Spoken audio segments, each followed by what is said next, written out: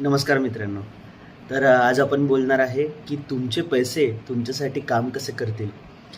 तर तुम्हाला 7 अजूबांबद्दल तर माहीतच असणार आहे. जसं ताजमहल झालं, स्टॅच्यू ऑफ लिबर्टी झाली. पण तुम्हाला 8वा अजूबा माहिती आहे का? तर 8वा अजूबा आहे कंपाऊंड इंटरेस्ट. तर कंपाऊंड इंटरेस्ट म्हणजे काय? कंपाऊंड इंटरेस्ट म्हणजे आता समजा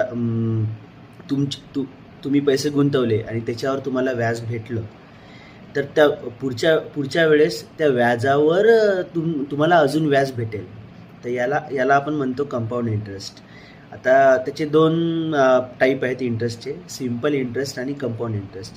सिम्पल इंटरेस्ट म्हणजे आपण जे मुद्दल अमाऊंट गुंतवतो, प्रत्येक वेळेस आपल्याला त्या मुद्दल अमाऊंटवरच व्याज भेटत जाते. तर कंपाऊंड इंटरेस्ट तसं नाही आहे.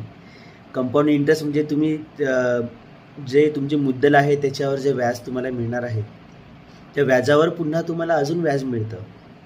तर आपण याचं एक एक्झाम्पल घेणार आहोत रिअल टाईम. जर तुम्ही 10,000 गुंतवले तर सिम्पल इंटरेस्टमध्ये काय होतं, एक्झाम्पल घेऊयात. तुम्हाला 10% 10% 10,000वर व्याज भेटलं वर्षाचं. तर 10% व्याज म्हणजे ते होतात 1,000 रुपये. म्हणजे तुमची जी अमाऊंट होईल ती होईल 11,000 रुपये. तर त्याच्या पुढच्या वर्षी परत तुम्हाला 10% व्याज जर भेटलं 10,000वर, तर पुन्हा 1,000 रुपये, म्हणजे ते टोटल तुमचे 12,000 रुपयाची अमाऊंट टोटल तुमची होती सिम्पल इंटरेस्टमध्ये. तर कंपाऊंड इंटरेस्टमध्ये काय होतं, समजा 10,000वर तुम्हाला 10,000वर तुम्हाला 10% व्याज भेटलं, तर ते होतात 11,000 रुपये. पुढच्या वर्षी जे तुम्हाला व्याज भेटणार आहे ते 10,000वर न भेटता ते भेटणार आहे 11,000वर. तर 11,000वर जर आपण व्याज काढलं 10%, तर ते होतं 12,100 रुपये. तर या केसमध्ये कंपाऊंड इंटरेस्ट म्हणजे तुम्हाला तुमचं जे व्याज मिळतं ते तुमच्या मुद्दलात ॲड होऊन त्याच्यावर तुम्हाला पुढच्या वर्षी पुन्हा व्याज भेटणार आहे. तर हे म्हणजे कंपाऊंड इंटरेस्ट एवढं पॉवरफुल आहे. जेवढं तुम्ही जास्त वेळ द्याल तुमच्या पैशाला, गुंतवून ठेवसाल, तेवढं ते वाढत जातं दरवर्षी. तर याच्यात महत्त्वाचा फॅक्टर असा आहे, तो म्हणजे टाईम. तुम्ही जेवढं जास्त वर्ष तुमच्या पैशाला ग्रो करू देसाल, तेवढं कंपाऊंड इंटरेस्ट तुमच्या पैशाला ग्रो करणार.